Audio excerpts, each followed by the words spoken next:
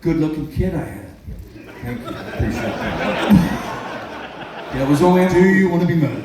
It was only a movie.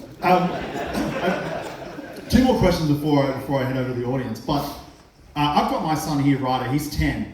How old did you show your kids like Terminator 2? Because you're in quite That's a great question. prolific movies. Yeah, my daughter Austin, Jessica Patrick. She was named after Officer Austin. Love that. So I wasn't sure if I'd have one or two kids. So I decided to name my daughter Austin in case I didn't have another kid. Because In the remembrance role of the guy meant you so much murdered to me, in so I named her Terminator Austin, Jessica Patrick.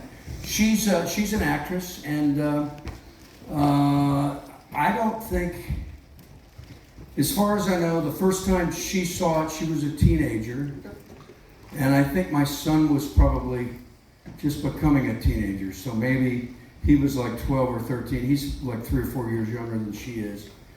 Samuel Robert James Patrick is my son, as we like to call him, Sammy Bob Jimmy,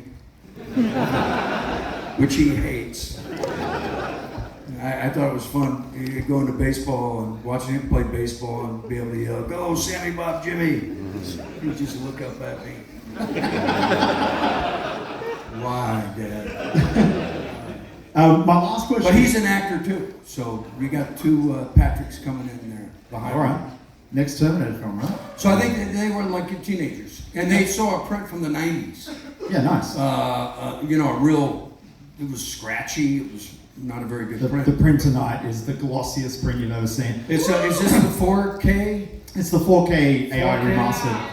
Is it in 3D? It's not in 3D. That's the point. I got that 3D And will be a movie. picture that says this presentation is in 3D. It's not. Don't be worried. Sorry about that, guys and gals. It's a beautiful print, though. I have seen this one. I saw this one. As a matter of fact, James Cameron had me at his studio to see this after he had finished it, and I really took my breath away. It was amazing. So It's a great film. And by the way, I do a lot of these cons and I get around the world and everything. The number of people that have only seen this movie in VHS or DVD or Laserdisc and they haven't seen it on the big screen, this is going to be a real treat for you if you haven't seen it, to see it, the way it was intended for you to see it. So congratulations to you for that. that's why I got it. Yeah. And you gotta say thanks to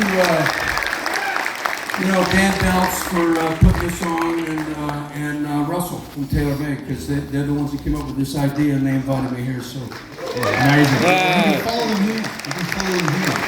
then you can win something over here. You can win a poster signed by you. Oh, really? Yeah. I'm not sure if you've already signed it. Yeah, I've been signing. I got ink all mark over my everywhere. hands. I've been signing everything. I'm going to come out to the audience. All right. I was Yeah. going to ask another question, but we got carried away with Yeah. kids and stuff, and that happens. Sure. I like this guy with glasses just behind you, but I also like you. You kind of look like Doc Yeah. Brown a little bit. You guys all look like No, not you. Look at this guy in front of you. Marty! There he is. it's like a Monet painting, right? Blurry. I can't see. I don't have my glasses on. Welcome to Australia. Hey, thanks, buddy. Is that it? What's your Thank you. What's your strongest memory of working with James Cameron on set? Oh my gosh. Well, he's a wonderfully talented director, and he is confident. There isn't a job on the set that he can't do in a masterful way, and because of his supreme confidence, it allows for a higher level of creativity. So, he's willing to take ideas from actors and listen to them, and if it's legit, he likes it. There's one scene that I was particularly proud of. It's cut from the original movie, but you might have seen it on some of the director's releases, the director cuts. It's a scene where I come into John Connor's room and I do a search with my fingertips, primarily looking for and trying to sense communications from his mother. And I eventually find, I think it's a Public Enemy poster, and I rip it down and I find these letters that his mother has sent him from Pescadero State Hospital. That's how I find out about Pescadero State Hospital. Oh, interesting. And I had the great idea of, originally it was I come in and I rip the room apart, and I thought that wasn't sophisticated enough for the T1000. That his fingers are like, you know, code readers, like on a supermarket, you know, like the barcode readers. So he would sense it and feel his way through the room in a dance, more or less. And James loved the idea, and we shot it. And it's a beautiful scene. It's one of my favorite scenes. So I'm glad he put it on a director's cut. I don't think it's on this cut though, but a little bit of information. Hey, well, you know, you only got 90 minutes, guys. It's a lot of good stuff. You also made a movie with Stallone, and I was wondering what that was. I made 2 movies with Sly. Yeah, is that right? Yeah, I did Copland. Appreciate that. Sort of an underappreciated film, but I think it's gaining in popularity as time goes by. And then I did one with him called ICU, I believe. It was a different title when we did it. Detox it was when we did it, yeah. And Sly was underrated as well. Yes, appreciate that. Yeah, Sly's a great guy. As a matter of fact, not to brag, but I think I'm the only actor that has been killed by all the original the original owners of Planet Hollywood, I think.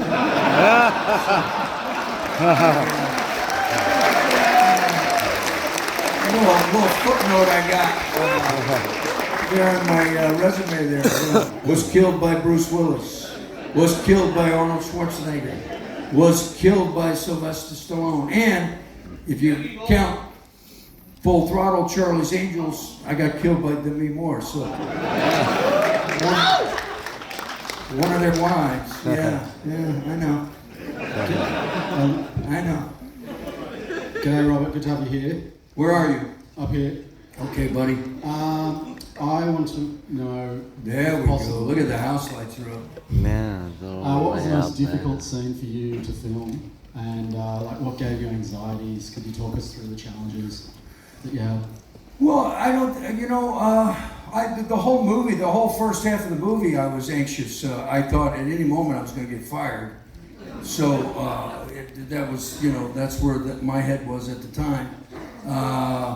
But I can't really say, you know, which scene in particular was tougher than the other ones. There was a lot of different challenges. Coming out of the fire was a real challenge. That took a lot of patience on my part, and also the parts of the other people involved. Industrial Light and Magic, Stan Winston and James trying to film that. And you know, he had asked me to run in there because one of the great things about one of the great things about Terminator 2 is the physical stunts, the practical stunts, the practical animatronics of Stan Winston with just a little bit of the CGI. So it was the first motion capture performance on film, the CGI portion.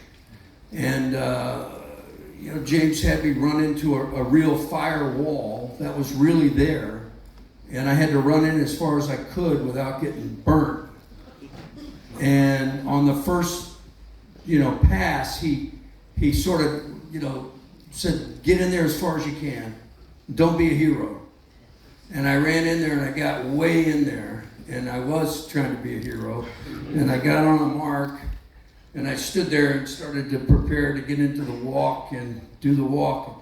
The back of my shirt started catching on fire. I could smell that, and my ears were burning on the backside of my ears.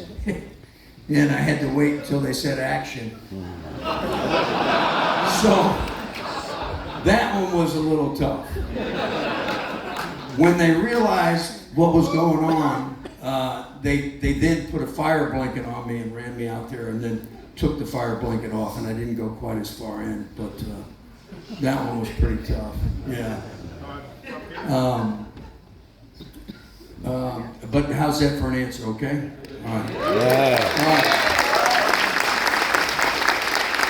Hey, Robert.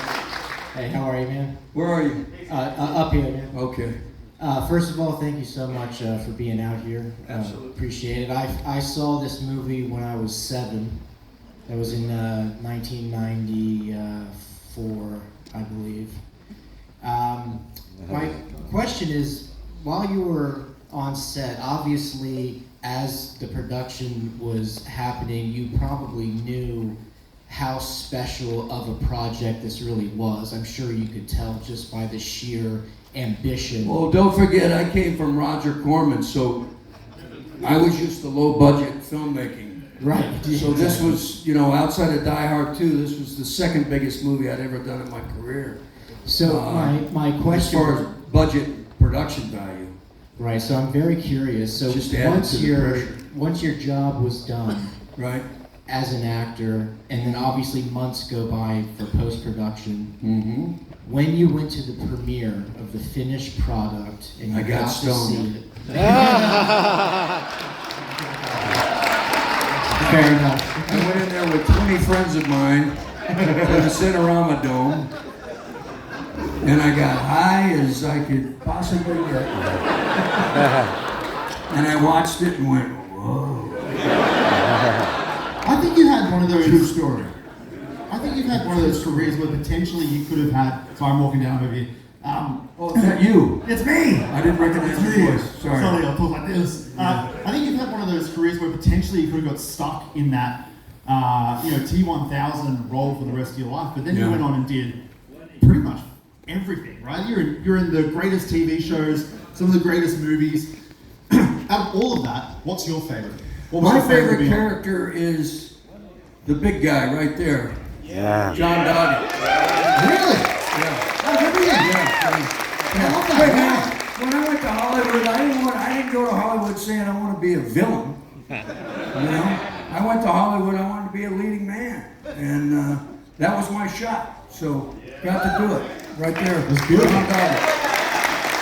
Amazing. So John Doggett and another show I did recently for CBS called Scorpion. I don't know if you got it here. Yes, Scorpion, look at this. We got I played a guy named Kate Gallo. Both are well-written leading man type roles, so I enjoy those better. Amazing. As much as you guys like seeing me as a villain, I enjoy being a good guy. I love it. All right, well, that brings us to the end of the Q&A. Wow. So bring you a big round of applause for that. Thank you so much. Enjoy the movie. Definitely. We're back to a charity auction.